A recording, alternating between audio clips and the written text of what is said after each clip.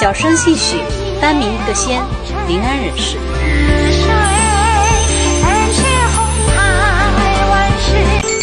姑娘，你的珠钗掉了。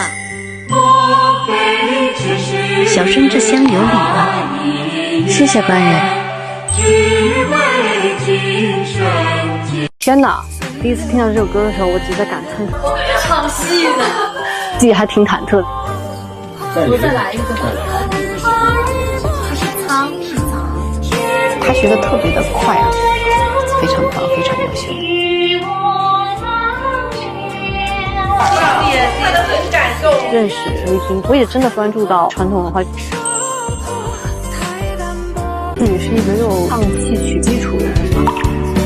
学比较难，这样的。多少事，多少情，多少悲。歌两个学了，挺好的。他学的特别的快啊，尝试了用我们粤剧的咬字，非常棒，非常优秀的。又磕到了，又磕到了。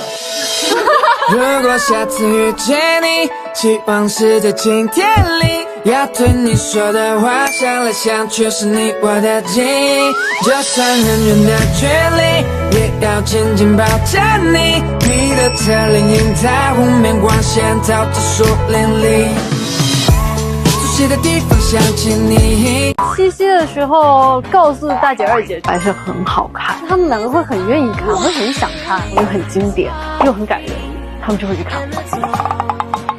啊，对，然后片尾还有跟君君唱的歌，那就更得看了。白娘子来了。